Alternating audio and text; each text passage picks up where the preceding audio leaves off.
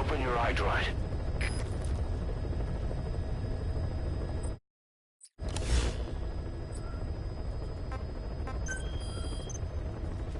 I've taken the job offers Diamond Dogs has received and made a list of those I want you to consider. Which ones you accept is your call. The objectives of the missions I've added are prisoner rescue, facility sabotage, and high-value target elimination. Probably all a walk in the park for you, but they should help you get back on your feet. I put the mission details on a cassette tape. Refer to it if you decide to accept the mission. We'll receive GMP for completing missions, and extracting soldiers and prisoners will boost our ranks. Building up Mother Base is the first step to achieving our goal. If that means wet work, so be it. We're gonna have to get our hands dirty. I hope you're rested up, because we're not stopping. Not until the pain is gone. The future of Diamond Dogs is in your hands. We're counting on you, boss.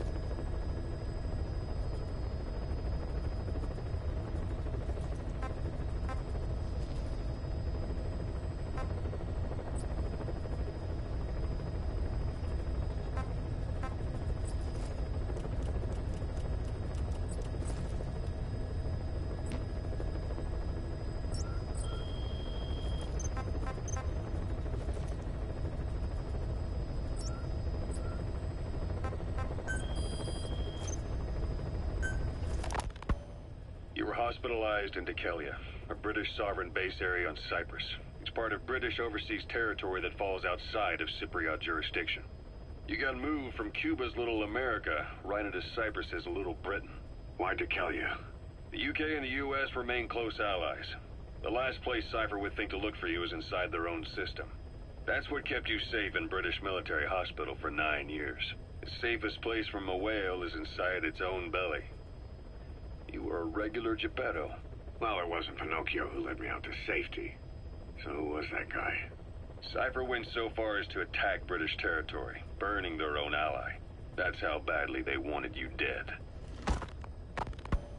He said I was in a British military hospital. But the doctor had a Greek accent. They hire locally. Easier to trust them. Dekelia is also home to Greek Cypriots, after all. What about the Turks? They haven't returned to the south. Not yet. The Cyprus dispute is still a long way from resolved. The country is just as split as it was in '74. Turkish Cypriots in the north, Greek Cypriots in the south. Between them, the Green Line, the UN established. And Dekelia sits right on top of it. It does. Part of the buffer zone between the two groups. Another reason it was the perfect place to hide you. Easy to spot any outsiders snooping around. So how do things stand? Now, last year, the Turks declared that the Turkish Republic of Northern Cyprus is an independent state, though it's only Turkey that recognizes it. In the past, the Greeks and Turks lived side by side in the same villages. There are reasons to fight. Those came from the outside. Greece, Turkey, Britain, America, they all had their own stake in pitting the two sides against each other. But once you spark something like this, it's impossible to control. Both sides build up grudges like debt, without the foresight to see that each act of revenge just fans the flames. And then it's too late for other nations to rush in with peace talks. The embers keep on smoldering.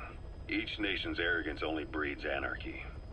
The world is paralyzed by this hunger for revenge. Cyprus is no different.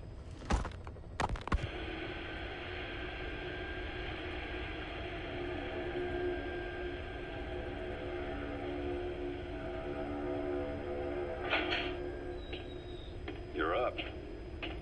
We're changing ships? We can't go sailing the Suez in a whaler. The Suez Canal. When did they reopen it? Not long after you were attacked. Once they finished sweeping it for mines after the Arab-Israeli conflict. Can you stand? We've got to transfer to a container ship for passage through the Suez. Our destination is Pakistan, Afghanistan's neighbor to the south. There we disembark and head via Peshawar to the Zero Line, the border. We'll travel to the Khyber Pass by road. And then? Continue on horseback. Afghanistan's main roads are under Soviet control. We'll need to go around them. It'll be all narrow, winding paths through the mountains. We'll do better on horseback. It's a local guerrilla tactic. They use the higher ridges to avoid air recons. Then they charge down the mountains for ambushes. The Soviets still haven't devised a counter-strategy. Our time frame is only half as much as we really need. It'll be a tough march. Better horses than boats. Well, it'll make for good physiotherapy. Take the time to get used to that new arm. While the Soviets have indicated they are not participating in the Los Angeles Olympics, primarily because the United States has made no attempt to guarantee the safety of the Soviet Union's athletes, the United States is increasingly demonstrating the belief that the issue has nothing to do with its preparations, and in fact this is retaliation for the Western nations' boycott of the previous Moscow Olympics. That concludes today's news. That's quite some news. The Soviet Union not attending the LA Olympics? Yeah. Andropov's death has changed some things. They're calling it revenge for the Western boycott of the Moscow Olympics. Countries boycotted the Moscow Olympics? Yes. In protest of the Soviet Union's invasion of Afghanistan. Over 50 countries were absent. It's too bad I didn't get to see Yamashita's judo. When the 40th Army crossed the Amu River 4 years ago, détente went right out the window. The U.S. Congress chose not to ratify SALT II, and Reagan's hardline politics won him the presidency in a landslide. According to him, the Soviet Union's an evil empire. A second Cold War. And there's been no end to regional conflicts and civil wars. Lebanon, the Falklands, Grenada, Iran, Iraq. The story never changes. Egypt and Israel did sign a peace treaty. But then the driving force on the Egyptian side, President Sadat, was assassinated afterward. Apparently, his actions were considered a betrayal of his fellow Arabs. Islamic extremists? Yes. Fundamentalist extremists have been responsible for some bold acts of terrorism in recent years. We've had extremist students in Iran take U.S. embassy workers hostage, and suicide bombings in Lebanon. Over 300 foreign soldiers stationed there have been killed. The countries have yet to develop an effective means of dealing with terrorism.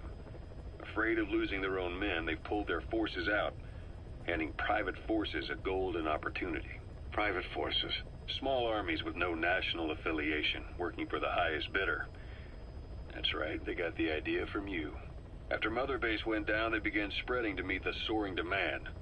Miller's organization is just one of many PFs now. The entire world is after you. But at the same time, it needs you too. Miller told me about what happened in the Caribbean 9 years ago. You do remember Miller. You'd formed a private army with him. An army with no allegiance to a nation. I remember, but... I see. You're not sure what's fact and what's a fantasy caused by the coma. It's still all a mess, huh? All I can do is tell you the facts as they were told to me. I've gone easy on you up until now. But this is where the hard stuff begins. 1974, the year before you entered your coma. You were in Colombia, operating with a small unit of men. Basically mercenaries. Miller was among them. Miller was trying to find a way to turn his and your talents into a line of work. He was looking to start a business where you would fight on behalf of others around the world, those who needed military force. But the reality was, at that time, you didn't have enough gear to equip your own men. Then Miller came across this client. It was a huge job he was offering, but you had a shot at pulling it off. You accepted it and headed into Costa Rica. The client even threw in an offshore facility in the Caribbean. The Mother Base, that would be your new base of operations. Miller sure did have a head for business. As your mission went on, your unit grew and grew. More weapons, more money. Before you knew it, you were commanding 300 men. As the organization got bigger, your military powers swelled to match. It got so the international community couldn't afford to ignore you. You were just too damn successful for your own good. You, your men, had worn out your welcome. Everyone was out for you. East, West, First World, Third. It was only a matter of time before someone took you down. And that was XOF. Officially, they're an anti-terror unit under the CIA. In reality, they're Cypher's private strike force. They lured you to Cuba using Chico, the Nicaraguan revolutionary kid, and Paz, a mole who worked for Cypher as bait. While you were gone, XOF, posing as a nuclear inspection team, stormed Mother Base. At the same time, C4 they placed on the strut legs went off. The whole thing went down in minutes. XOF. Kisses and hugs followed by a big FU. All because of Miller's blind spot. A back door into Mother Base no one suspected. You remember a certain scientist. Huey was responsible for bringing the inspection team on board, giving the enemy a perfect opportunity to hit you at home. You were returning from Cuba when it happened. Mother Base came damn close to taking you with it into the Caribbean. Those of your men out on assignment returned right away. They refused to believe the wreckage in the water they found was Mother Base. But they checked the coordinates again and again, until reality finally settled in. You were supposed to die that day. That was XOF's primary objective. As far as most folks know, you did. The first doctor to see you wasn't even sure what he was looking at. Before they'd even finished operating, your men moved you to that hospital in Cyprus. It was a woman named Eva who arranged that. Rings a bell, huh? Most men in your condition would have been written off right from the start. But you survived. You went straight down to hell, and they pulled you out. Your eye wide open. Full of venom. The days of naked Snake are long gone. Welcome back, Venom Snake. This world still needs you. Here, Snake, try this on. A prosthetic arm. Yeah, Miller was calling it the arm that wasn't there. The physiotherapy's going well. Your arm's bulked up enough for it to fit. There. Perfect. A little time with it, and it'll work better than the real thing. What do you think? Huh. I can still feel my real arm. Well, you better get used to this one quick. You have any pain? Every now and then. Where? My fingertips. My left fingertips. Sounds like phantom pain. Your brain still remembers your old hand. Yeah. What about your vision? Can you see okay? Yeah, at the moment. Now, the shrapnel in your skull is pressing on your optic nerve. I'm told any hard impact could have an effect on your visual cortex. Yeah, the doctor mentioned that. Your brain might process visual information incorrectly. In other words, you could have hallucinations. You might see things that aren't there, or not see things as they really are. You experience any of that? I think so. When? Right after I wake up. Colors look faded. Colors, huh? Well, that's not a major concern in and of itself, but it could mean the difference between life and death in the field. You'll need to watch out for that. I will. All right. You should continue your physio. We'll be arriving soon. It's the last chance you'll get.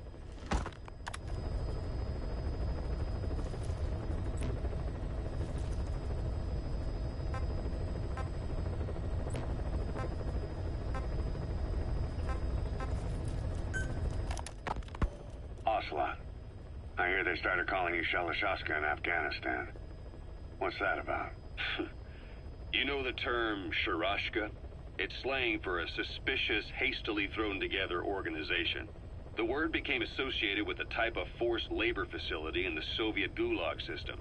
OKB scientists and engineers who'd been convicted of crimes were sent to a Sharashka for forced R&D. The Sharashkas were supervised by Lavrenti Beria of the NKVD, the secret police, under the official name 4th Special Department. Forced research? That's not very different from what we do here. Diamond Dogs is different. Everyone here believes in you. Regardless of where they came from or why they're here, they revere you. And they're fighting because it was their choice. And if it wasn't, they'd leave? Who knows? That's our reality here, whether it's real or not. If there's another truth, I don't want to know it. All that matters is that's the concept that's taken shape in their heads. The traces of a group ideology, our superstructure, to put it in Marxist terms. All right. Go on. Right. So anyway, At some point, the enemy started calling me Sharashka. This was after the war in Afghanistan broke out. While I was keeping an eye on you in that hospital, I was also heading up interrogations here. The men I broke gave up their comrades and families, everything they wanted to protect them most.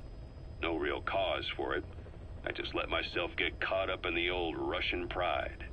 And suddenly I received the honor of becoming Special Interrogation Advisor to the forced labor camps. But the more men I interrogated, the more people saw me as just that, the interrogator.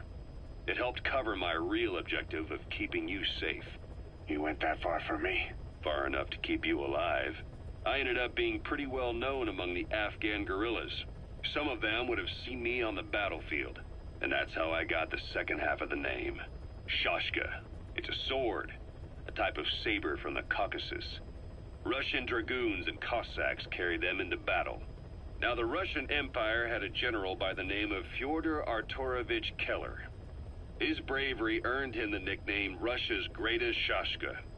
Someone must have known about that, because somewhere along the line, Shashka got stuck on the end of Sharashka. The guerrillas were using the name amongst themselves, and by the time I got to hearing about it, pronunciation had wound up as Shalashashka. So, half gulag, half hero sword. It's a perfect fit. But you see how rumors and ideas about people can get out of hand fast. Once you create a character and put it out there in public mind, it warps and twists with every baseless rumor. And before you know it, all people see are phantoms. In my case, it works out just fine. I'm plenty used to working under aliases.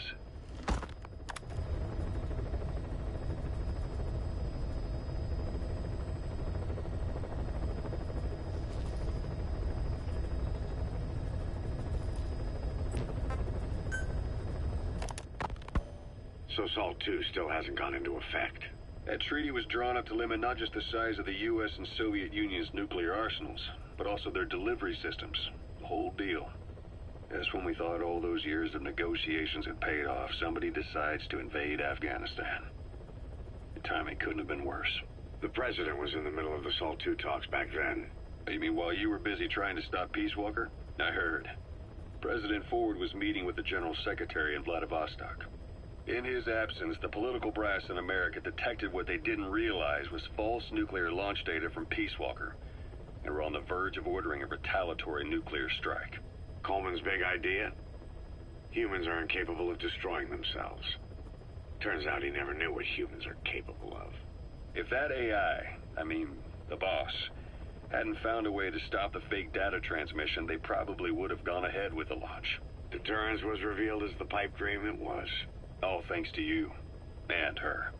The U.S.-Soviet talks looked set to fall through. What happened in Nicaragua no doubt helped trigger a change of heart. But in the end... The times define the politics. When you've grabbed their tail, they turn and bite your hand. I first met you 20 years ago now. The place was Selenouyarsk in the Soviet Union. We were enemies. I was with the GRU. You were still fighting for America.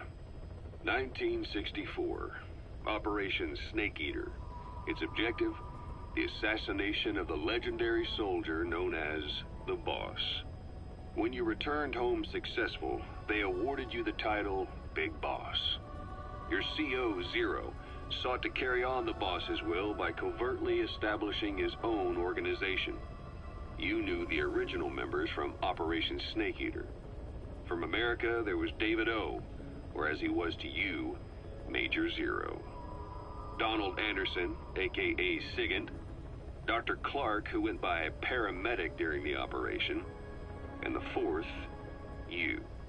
From China, there was Eva. And me, Ocelot, from the Soviet Union. 6 in total. To us, government notions of friend and foe were meaningless. As were East and West, we joined forces by our will alone. Our objective was to fulfill the boss's dying wish, to make the world one. And to do it, Zero used the Philosopher's Legacy, the secret war fund you obtained during Operation Snake Eater. This organization would go on to become Cypher. I, on the other hand, was left with the problem. You only recovered half of the legacy. I had to locate the other half myself. When I found the funds, I passed them on to Zero, just as you wanted. I still trusted him in those days. We thought what he was doing was the boss's will, until he started that one project. Les enfants terribles, Zero called it.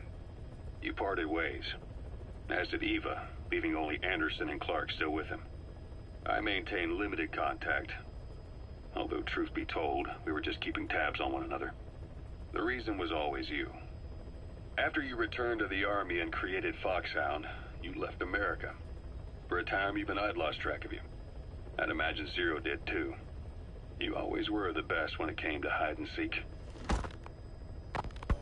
Zero created Cypher, an information network to tap into every corner of the globe. Woven together, Cypher's arteries make the world just one big organism. And that's not all. It also monitors the thorn in Zero's side. That's you, tracking your coordinates wherever you might go. The further you strayed from your roots, the larger Zero became. It's as if he was trying to close the gap between you. But before long, he disappeared from public life. Only a few people had direct contact with him. For a time, I was one of them. Then a year after you fell into your coma, he slipped out of sight entirely. Since then, nothing. No photos, no recordings, not even a reliable rumor as to his whereabouts. I tried every method I could think of, but Zero was gone. Freed of his control, his creation, his power continued to grow. Cypher is a great beast, and Zero was its spine. But even without him, it's endured, evolved. But now its body is rotting, riddled with parasites. Parasites like the ones who attacked you 9 years ago in the Caribbean, and then at the hospital. Cypher's Black Ops Unit, XOF. They learned where you were, and came to wipe the slate clean.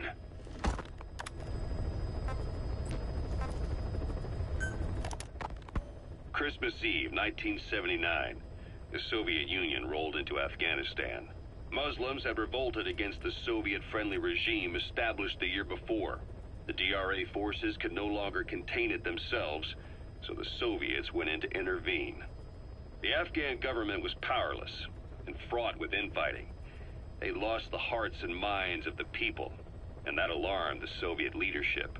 With the Islamic Revolution happening in Iran, the Soviets felt they had to act fast or risk the spread of Islamic revivalism. A superpower, sending a motorized rifle division against men on horseback with antique rifles. Everyone thought it'd be over in an instant, only it wasn't. Some Muslims made their fight a jihad, a holy war, and began a guerrilla campaign on all fronts. A war of attrition. These fighters call themselves Mujahideen.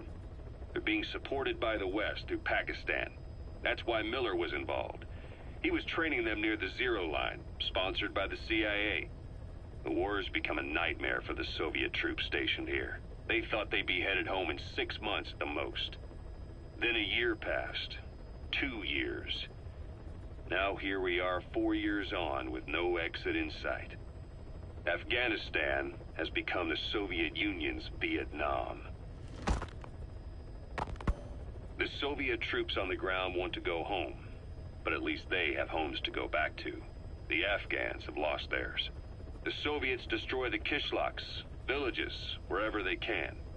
They burn down homes and fields, fill in wells, turn pastures into minefields. It's created a mass of refugees who fled to Pakistan. If the Mujahideen are fish swimming around the villages, the Soviets will go so far as to dry out their ocean. But this has had a big price. There's bitter resentment among the Afghans, and they're taking out their anger on the soldiers on the front lines. Among the Mujahideen are the Pashtun people. They're fiercely devoted to their code of Badal, or revenge. Soviets they've captured have had their hands, feet, and noses cut off before being left to die at the side of the road. just to show their comrades what they're capable of. Friendlies who come across them can do nothing but put them out of their misery. Then they burn down another village in retaliation. And the cycle of vengeance goes on.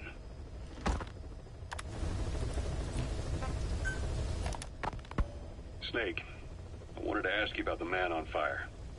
What do you remember from the hospital? Anything we can use?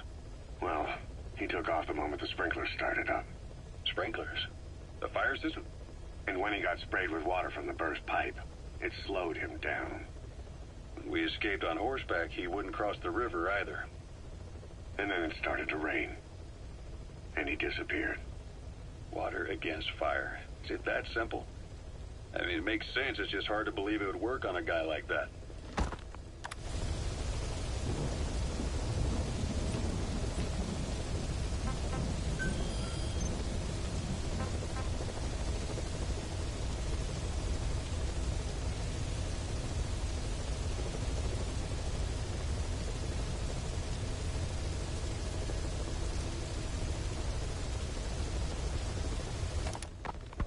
Boss, your mission is to rescue the target Kazuhira Miller, the man you called your partner 9 years ago.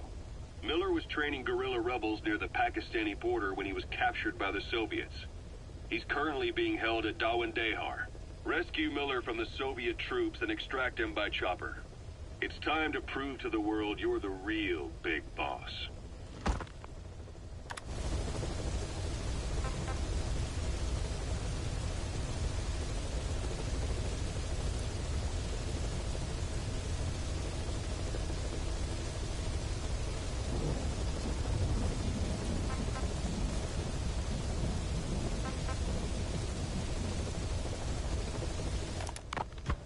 Farming villages in southern Vahan have been subjected to a strategic bombing campaign the past several weeks. The damage is spreading. It's part of the Soviet scorched earth operation aimed at wiping out the guerrillas.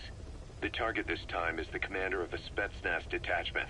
He's been key to the operation's success. People say this guy's responsible for annihilating the Mujahideen at Tismasi Laman, the Hamid fighters, overnight. He's a tough, experienced commander. Don't underestimate him. The order from my client in the west is to shoot on sight. They want him out of the picture for good. Sorry, boss. This one's purely business. Wet work. A hit on a commanding officer of the Soviet military. Nothing personal.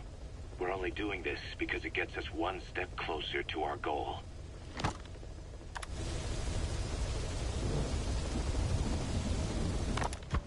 Farming villages in southern Vahan have been subjected to a strategic bombing campaign the past several weeks. The damage is spreading. It's part of the Soviet scorched earth operation aimed at wiping out the guerrillas. The target this time is the commander of a Spetsnaz detachment. He's been key to the operation's success. People say this guy's responsible for annihilating the Mujahideen at Tismasi Laman, the Hamid fighters, overnight.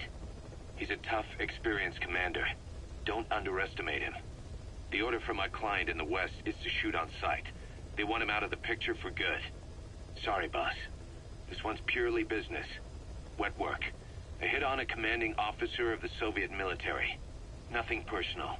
We're only doing this because it gets us one step closer to our goal.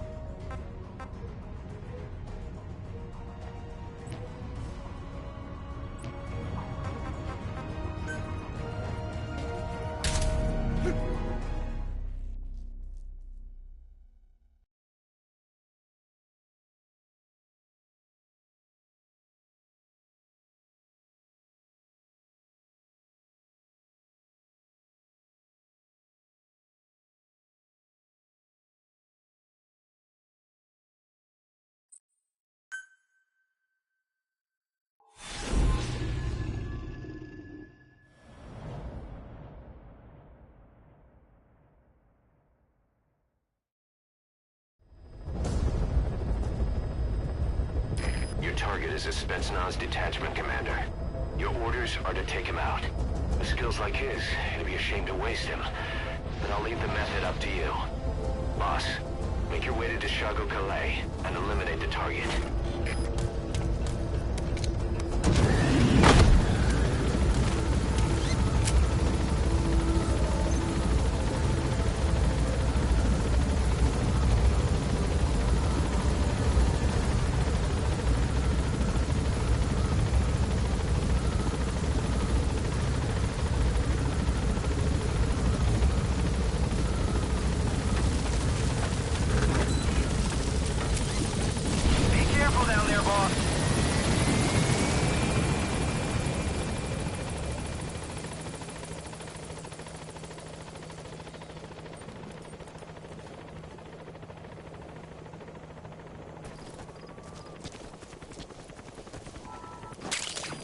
We can use compounds from plants to make medicine or poison for use in new weapons and equipment. Take a look at the plants list on your iDroid to see which ones we need. Then go find them if you get the chance. It'll keep the staff happy too.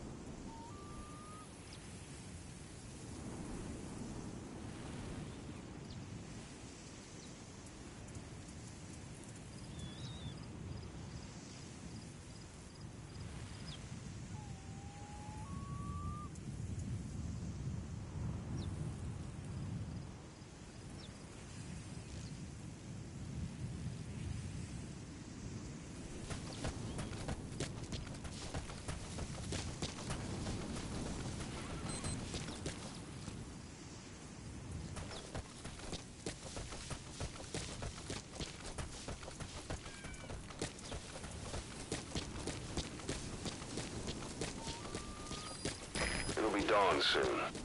Your surroundings will be easier to see, but that goes for the enemy as well. The guard detail in Soviet outposts changes in the morning, too. Watch yourself.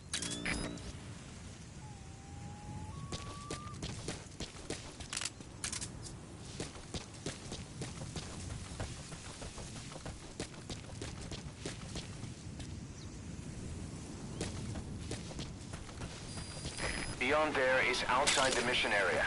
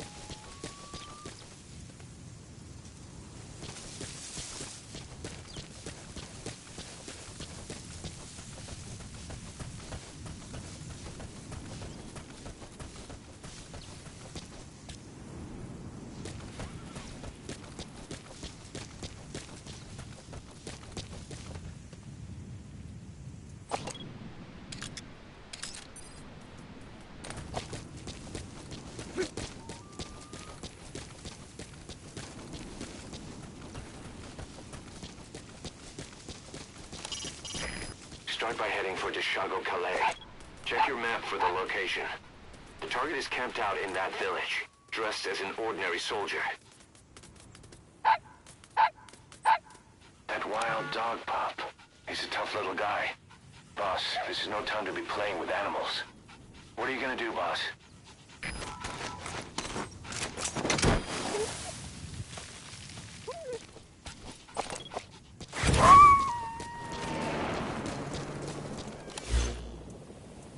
Roger that. We'll pick him up.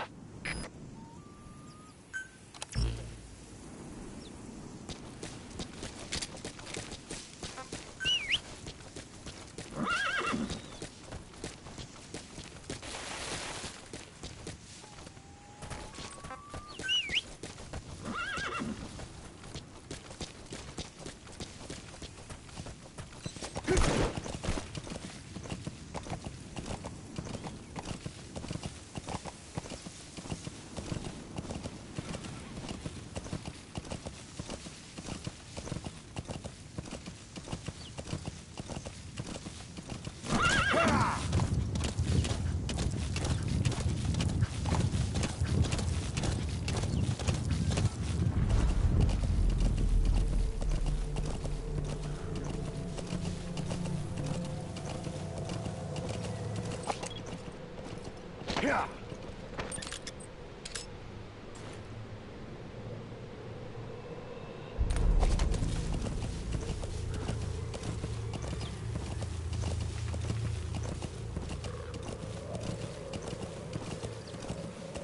You've arrived at the objective. Your target should be somewhere in that outpost. And don't forget, he has a Spetsnaz recon detail with him. Keep...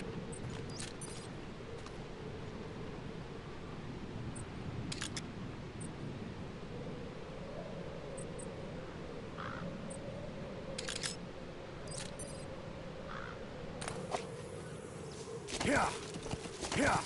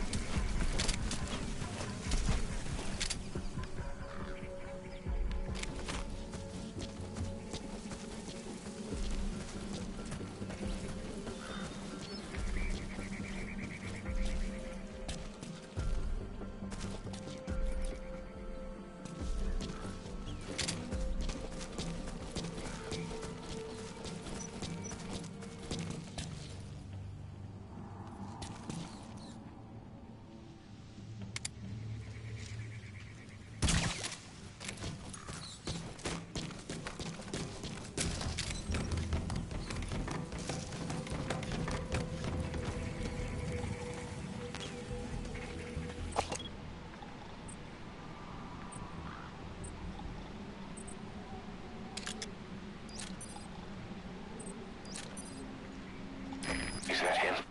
Take a good look at their faces so we can ID the targets.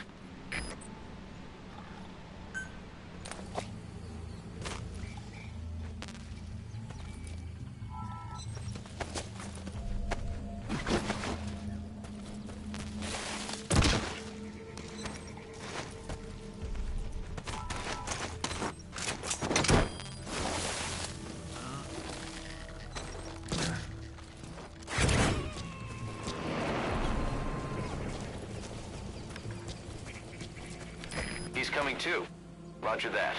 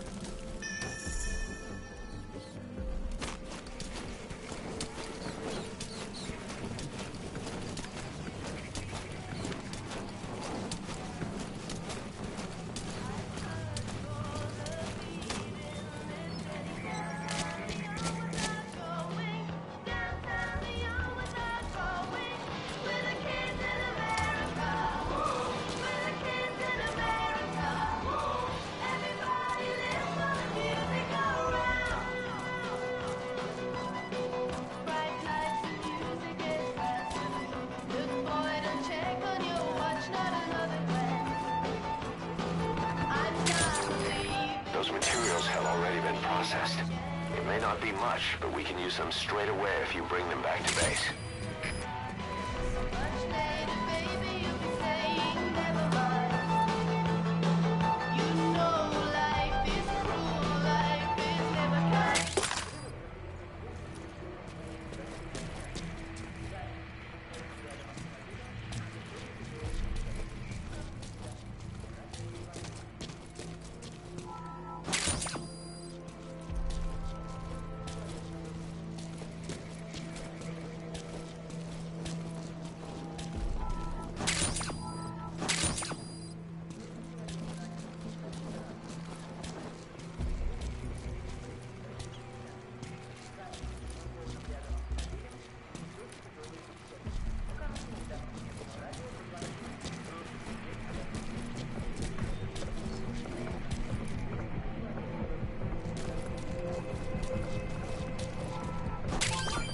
Those are raw diamonds. Collecting them as assets will raise our GMP.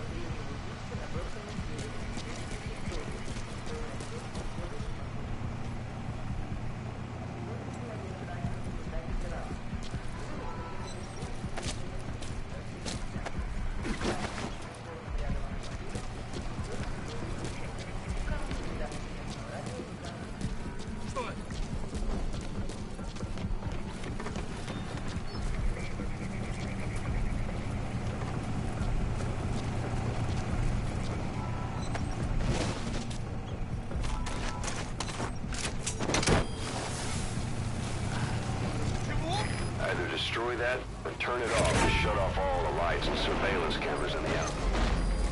Target secured. I'll tell the client we sent the target to a place outside of heaven. Boss, your objective's complete. Exfiltrate out of the hot zone by chopper or on land. Don't hang around. КП, понял. Всем боевым группам проверить окрестности. Избавиться от чужака. Конец связи.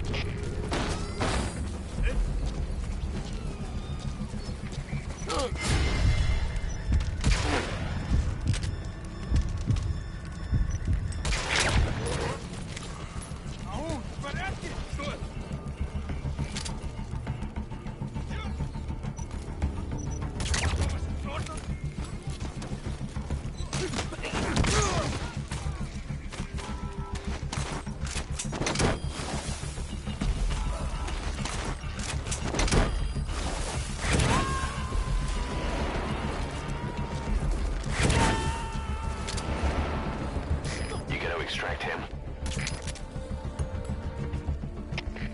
КП, это зона 4. Воздушный щит. Зона 4, что случилось? Ответьте, зона 4. У нас проблема.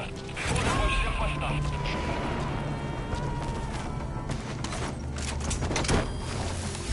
Subject on board. Leave the rest to us.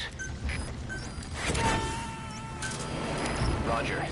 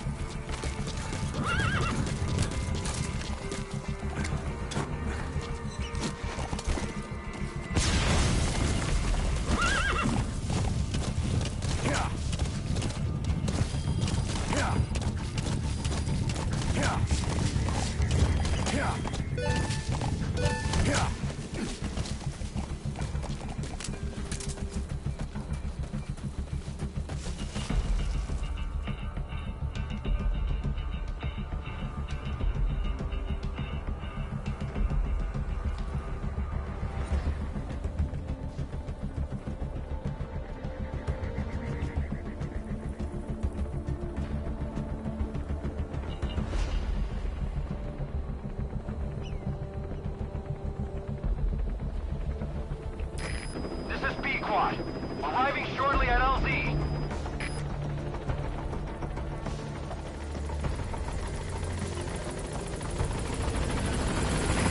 This is Pequod, on station at LZ.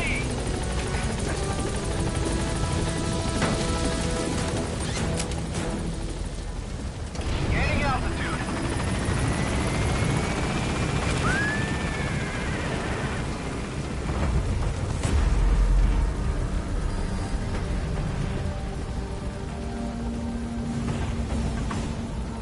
Departing.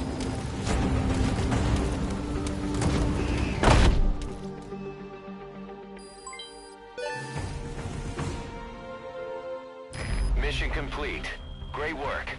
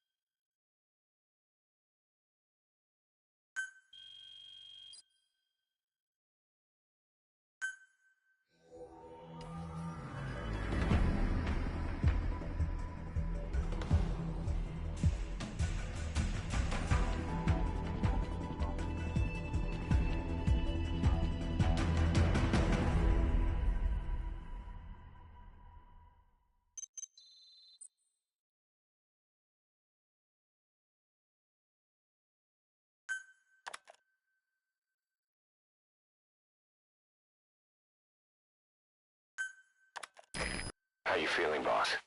Getting used to being in the field again? Having choppers and horse at your disposal is indispensable for operating in the wilds of Afghanistan.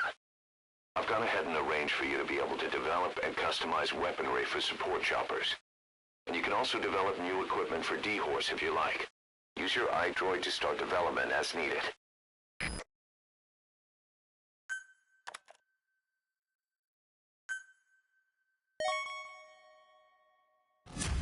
Remember the guys you brought back from the base in Cuba 9 years ago? Believe it or not, some of them survived that hell we went through. Word reached them that Big Boss is back and they wanted in. They're good men, our brothers in fate. They'll be glad to know you've seen them here.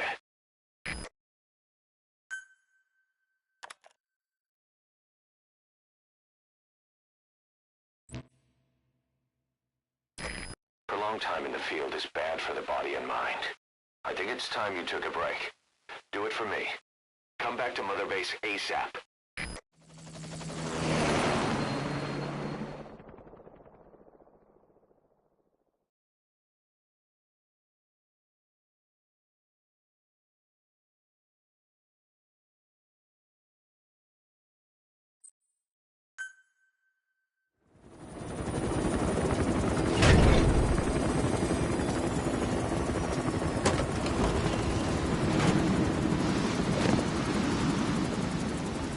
Come back!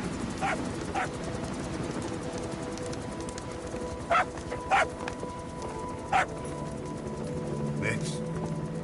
Here's the dog you brought back. Bit of a troublemaker. Not sure about the breed, though. He'll get bigger?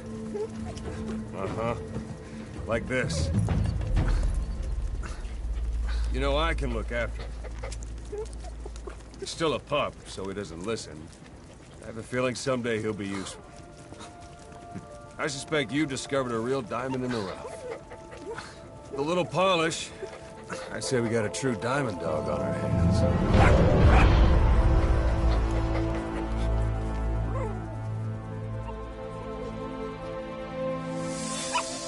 DD, right? Hostile at raising hounds. Fine. Come on, Dee Dee.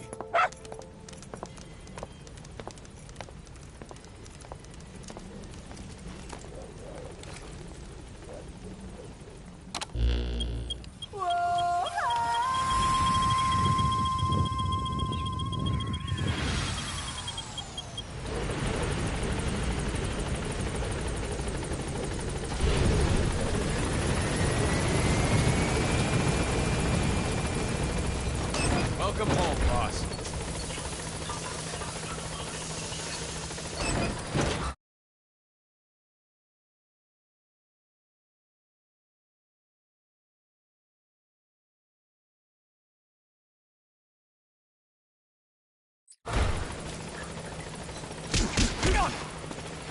Boss, that puppy you saved? His family.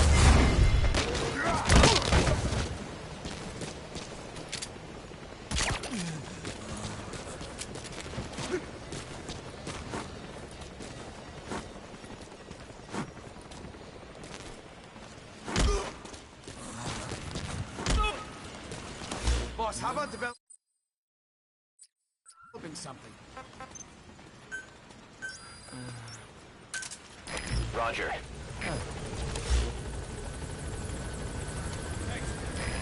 This is B-Quad. Arriving shortly at LZ.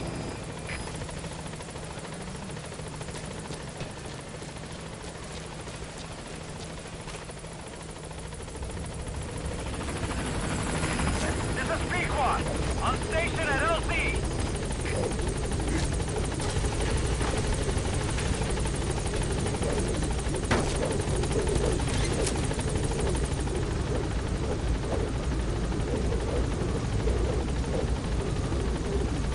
Gaining altitude.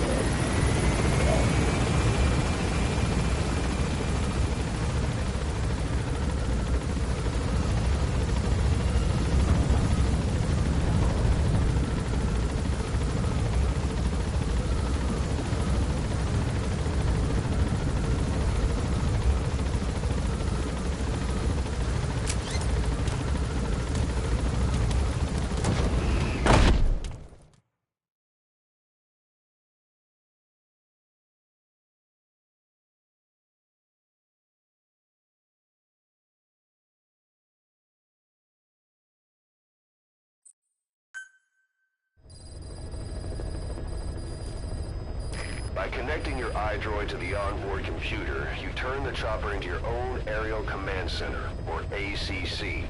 Some elements of staff assignment and R&D of weapons and items can only be performed from there.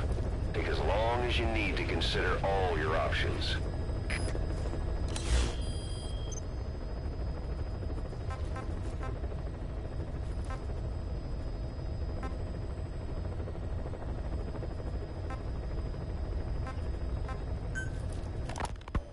Kaz, what about the unit that attacked us in the mist?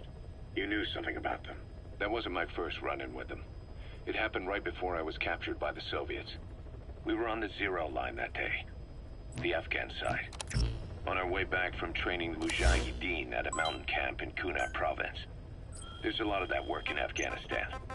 Most PFs shy away from it because it draws too much attention. But for us, that was the whole point. The job itself went great. We just had to make it back to a tribal area in Pakistan. But all of a sudden, visibility got real bad. It was no sandstorm. Our point man gave this strange report. He said he could see skulls in the mist. Skulls? The next moment, he went silent. We scrambled into formation, right before his arms and legs came raining down on us. It was always supposed to be a dangerous mission, so I had Diamond Dog's very best with me. We were calling out to each other. But one by one, the voices just went dead. Whatever happened to me, I lost consciousness before I knew it. When I came to, I was in a Soviet camp, tied to an interrogation chair. Could they be some new Spetsnaz unit? No. The ones that interrogated me were just the average rank and file. Whatever group attacked us, the way they moved was just insane. And that mist, appearing out of nowhere. The Soviets don't have tech like that. If they did, Ocelot would have heard about it. I doubt the West does either. Otherwise, the folks at Langley would be sleeping a lot easier. Why'd they come after you? Wish I knew. I'm the only one who survived. Though I don't think they planned it that way. If I was their target, they wouldn't have just handed me over to the 40th Army. Whatever the case, we need to watch our step until we know who they really are. And boss, if you ever do run into them again, don't try to take them on. You just get the hell out of there. When I first started dealing with Zero, with Cypher, it was a somewhat parasitic relationship. Though, a mutually beneficial one. Cypher had no army of their own, so they wanted us. They wanted our strength. They approached me as a potential business partner. But they had other motives. Cypher coaxed us into Central America, into that US-Soviet proxy war, to fuel Mother Base's growth. Once we were big enough, they'd force us to join them. That was the plan. That's why they had Paz, still Zeke. Right. And if we refused, she would use Zeke to fire a nuke from Mother Base. The world would consider us a liability, and countries would unite to destroy us. We stopped the launch. And yet they still took us down. Through that fake inspection they orchestrated to cover up their sabotage. That power Cypher wanted. We don't have it anymore. So why are they still after you? Is it just the fear of leaving you alive? I don't know. Was Zero really...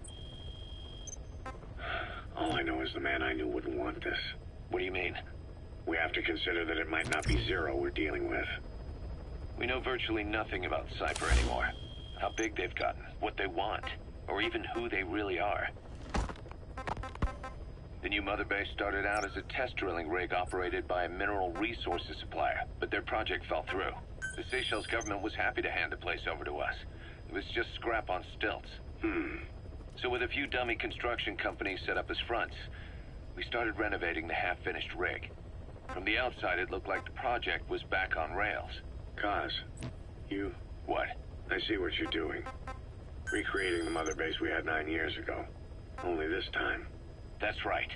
The Mother Base Cypher thought they destroyed will return from the grave to kill them. We'll prove to the world that we were the victors. And if we lose again? They can't fool us the same way twice. Now our enemies are in plain sight. And when our organization gets too big, we split it across companies. Any company that draws attention gets liquidated, and its capital is back-channeled into a new company. Most PFs are small-time operations anyway. And in this business, the minnows go bankrupt all the time. We've never aroused suspicion. Plus, we have Hewick. Hewick? Human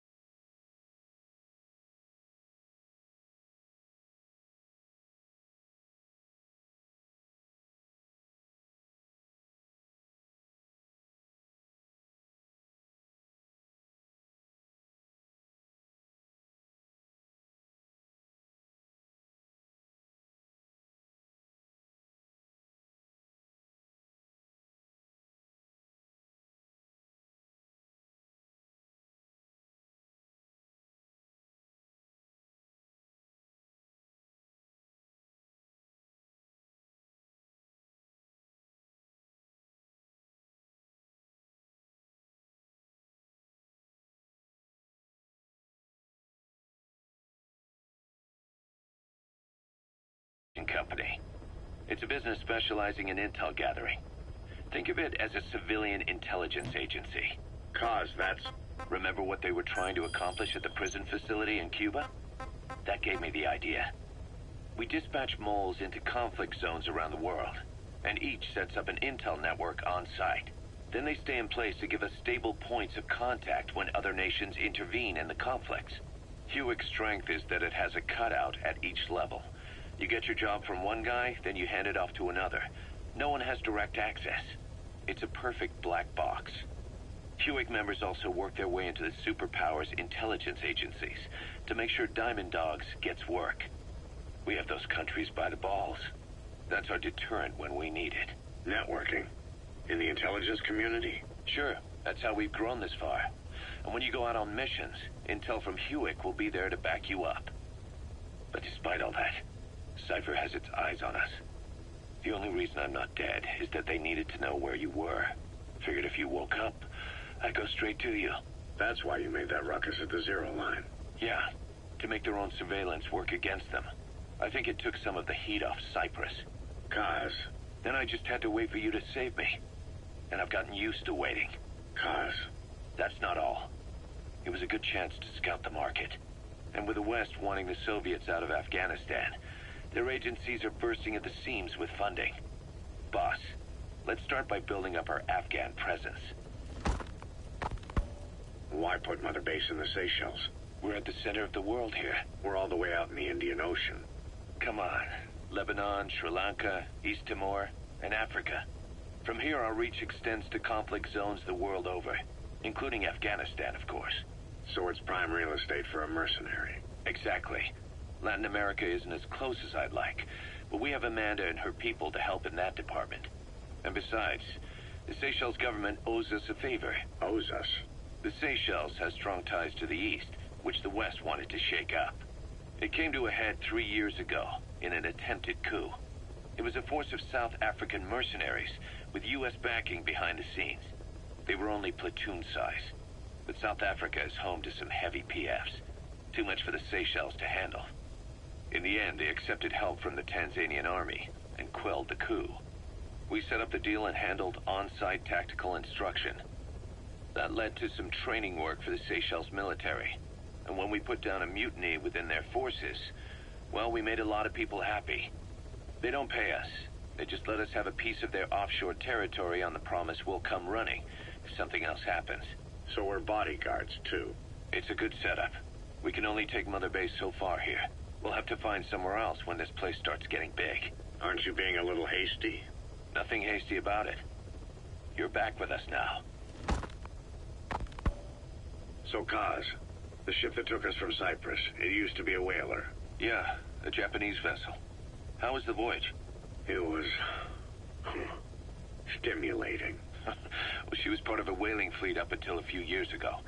Her displacement isn't anything to write home about, but she can really move. She still had plenty of life left in her, but then the work dried up. Global opposition to whaling has been mounting for years. Is that right? The push to ban it has been gaining traction for a little over a decade. Individual species came under protection as the years went on. And then 2 years ago, the IWC adopted a moratorium on commercial whaling. Several countries, including Japan, fought it to the bitter end. But eventually, most whaling companies had no choice but to throw in the towel. You ever tried whale snake? Can't say that I have. When I was a kid in Japan, practically everybody ate it. That good, huh? The country was poor in those days, and whale was cheap. International opinions changed since then. In any case, that's why we were able to get a bargain price on the ship. Of course, we did end up spending 5 times the purchase price in modifications. We had to really work to fit in all the ESM and communications gear while keeping the whaler look intact. Right now, she's going around conducting SIGINT missions. In the future, we plan to use her as a communications relay base between you and Mother Base, and also as a chopper resupply vessel. Diamond Dogs. The word diamond originally comes from the Greek adamas. It means indomitable, unyielding. Other words for the stones often mean eternal bond, fortitude, or purity. The same is true of the Star of Bethlehem flowers you laid on the boss's grave. They represent innocence, as well as chastity, yielding to no man while maintaining one's virtue. In other words, staying loyal to something.